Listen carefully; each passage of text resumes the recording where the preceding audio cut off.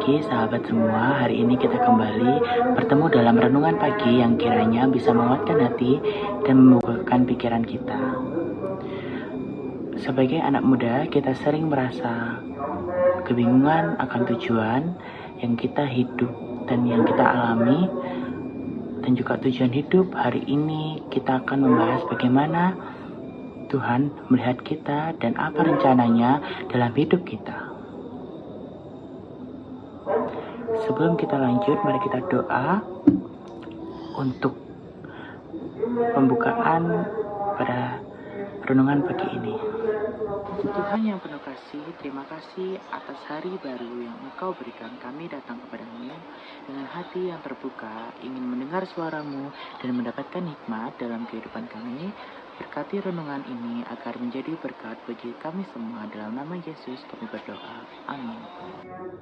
Nah, kalian anak-anak muda pasti banget kan merasa sering banget kayak merasa nggak cukup baik dan juga gagal untuk memenuhi harapan-harapan orang tua atau takut menghadapi masa depan. Apalagi sekarang ada media sosial yang bikin tekanan banget kayak Instagram, Facebook ataupun itu yang bikin kita sering membandingkan diri kita sama orang lain, entah artis, entah teman kita, entah apapun itu. Dan akhirnya kita merasa nggak berharga, padahal diri kita tuh sebenarnya berharga banget teman-teman. Nah, pada ayat Alkitab Zakaria 4 ayat 10a, sebab siapakah yang memandang rendah hari-hari permulaan yang kecil? Nah, itu ternyata jangan meremehkan apa yang sedang Tuhan mulai dalam hidup kita. Tuhan bisa memakai hal kecil untuk rencana besarnya ternyata guys. Nah, pertanyaan, apakah kita hidup hanya untuk mencari validasi dari dunia?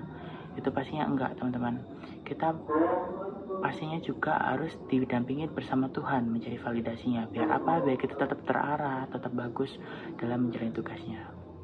Nah, pada Yeremia ayat 29 ayat yang ke-11, sebab aku ini mengetahui rancangan-rancangan apa yang ada padaku mengenai Tuhan kamu, demikianlah firman Tuhan, yaitu rancangan damai sejahtera dan bukan rancangan kecelakaan, untuk memberikan kepadamu hari depan yang penuh harapan. Tuhan punya rancangan besar dalam hidup kita, bukan kehancuran, tapi masa depan penuh harapan.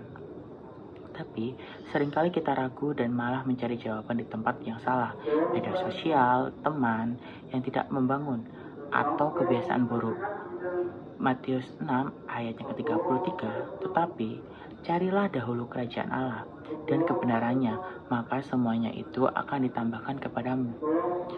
Saat kita mengutamakan Tuhan, Dia akan menambahkan apa yang kita butuhkan.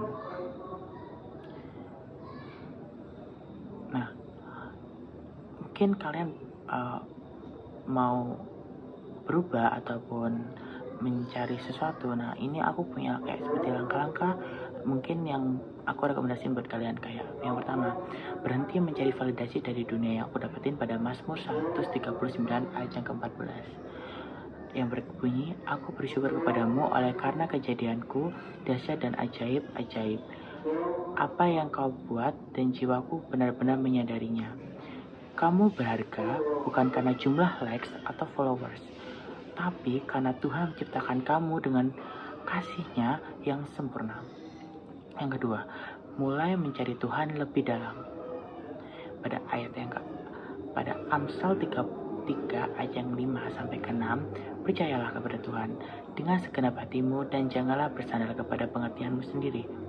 Akuilah Dia dalam segala lakumu, maka Ia akan meluruskan jalanmu. Berdoalah, baca firman Tuhan, dan cari komunitas yang membangun imanmu. Yang ketiga, bertindak dengan iman. Pada Yakobus 2 ayat ke-17, demikian juga hal dengan iman. Jika iman itu tidak disertai perbuatan, maka iman itu pada hakikatnya adalah mati.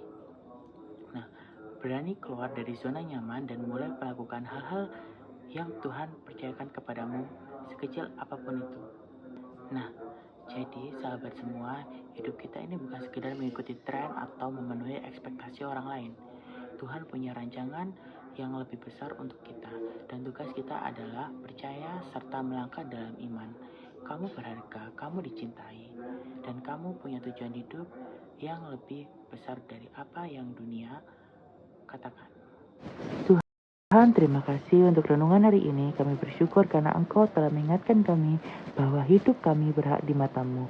Tolong kami agar tidak terjebak dalam standar dunia, tetapi hidup untuk tujuan yang Engkau tetapkan. Berkati hari ini agar kami bisa menjadi terang bagi orang lain. Dalam nama Yesus kami berdoa. Amin. Terima kasih sudah mengikuti renungan pagi ini bersama saya. Jika renungan ini memberkati kalian, jangan lupa untuk membagikan agar lebih banyak orang diberkati. Tetap semangat, tetap percaya, dan tetap melangkah bersama Tuhan. Sampai jumpa di renungan selanjutnya. Tuhan Yesus memberkati.